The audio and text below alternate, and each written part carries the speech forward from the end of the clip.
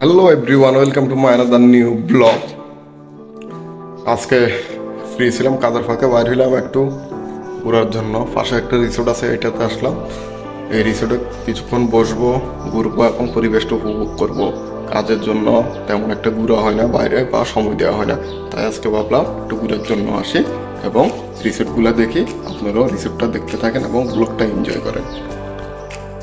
এটা হচ্ছে কি রিসোর্টের প্রবেশ পথ। এখন আমরা রিসোর্টের ভিতরে যাব এবং আশেপাশের ভিউটা আপনাদেরকে দেখাবো এবং রিসোর্টের ভিতরে কি কি আছে সম্পূর্ণ কিছু আমরা এই ভিডিওর মাধ্যমে আপনাদেরকে দেখানোর চেষ্টা করব। এই রিসোর্টে নানা ধরনের রুম আছে এবং রুমগুলো আপনাদেরকে দেখানোর চেষ্টা করব। এটা হচ্ছে গিয়ে রিসোর্টের বেডরুম। বেডরুমটা দেখতে খুব দারুণ দেখা যাচ্ছে এবং চারিপাশে সুন্দর একটা পরিবেশ বেডরুমে।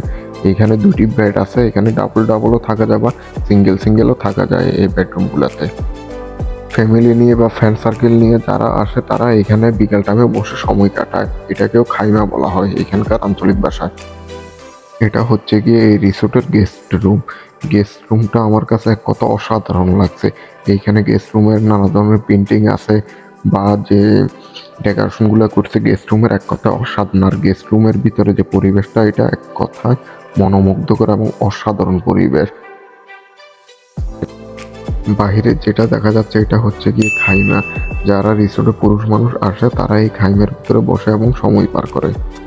এটাও হচ্ছে গিয়ে খাইমা। এটা সাধারণত মহিলাদের জন্য। মহিলারা যারা আসে ফ্যামিলি নিয়ে, মহিলারা এই খাইমের ভিতরে বসে এবং ওনারা ওনাদের মতো সময় পার করে এই খাইমের ভিতরে।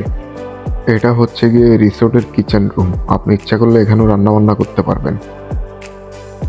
আর এটা হচ্ছে গিয়ে ডাইনিং রুম। আপনারা যদি কিচেনে রান্না বান্না করেন বা পরিবার নিয়ে ফ্রেন্ড সার্কেল নিয়ে আপনারা এখানে বসে খাওয়া দাওয়া করতে পারবেন। যেসব ফ্যামিলির সাথে ছোট বাচ্চা পোলাপান আছে বা এই রিসোর্টে আসে, এটা হচ্ছে কি তাদের জন্য খেলাধুলার পয়েন্ট। আমি যে রিসোর্টে আসছি ওই রিসোর্টের এটা হচ্ছে গিয়ে সুইমিং পুল। সুইমিং পুলের যে এরিয়াটা আমার কাছে খুব সুন্দর দেখা যাচ্ছে এবং আর এটার একটা জিনিস লক্ষ্য করলাম, এটা হচ্ছে গিয়ে ঘরের ভিতরে সুইমিং পুলটা। কি জন্য আপনার যে আমরা যে মরুভূমির দেশগুলোতে থাকি অর্থাৎ আরব কান্ট্রিগুলো, এগুলোতে সবসময় অতিরিক্ত পরিমাণ গরম পড়ে। তাই এই আরব কান্ট্রিতে যতগুলো রিসোর্ট আছে বা আমি যতগুলো রিসোর্ট দেখছি, ওই রিসোর্টগুলো সুইমিং পুল যতগুলো ছিল সবগুলো ঘরের ভিতরে দেওয়া থাকে। কি জন্য বাইরে অতিরিক্ত তাপমাত্রার কারণে সুইমিং পুলের পানিগুলো অতিরিক্ত গরম হয়ে যায়। তাই পানিগুলো ঠান্ডা থাকার জন্য এই দেশে আপনার যতগুলো রিসোর্ট আছে সবগুলো রিসোর্টের সুইমিং পুলগুলো আপনার ঘরের ভিতরে দেওয়ার চেষ্টা করে এবং পানিগুলো ঠান্ডা থাকে।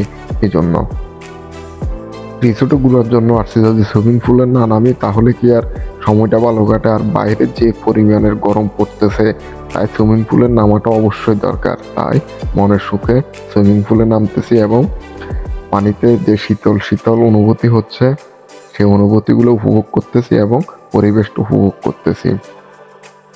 আর আমি যে রিসোর্টটাতে আছি এটা হচ্ছে গিয়ে আপনার ওমানিদের রিসোর্ট। এখানে বাঙালি, পাকিস্তানি বা নানা ধরনের কান্ট্রির লোক যেগুলো আছে এগুলোকে অ্যালাউ করে না, অর্থাৎ খারেজি খারেজি যারা আছে ওনাদেরকে এই রিসোর্ট ভাড়া দেয় না বা অ্যালাউ করে না।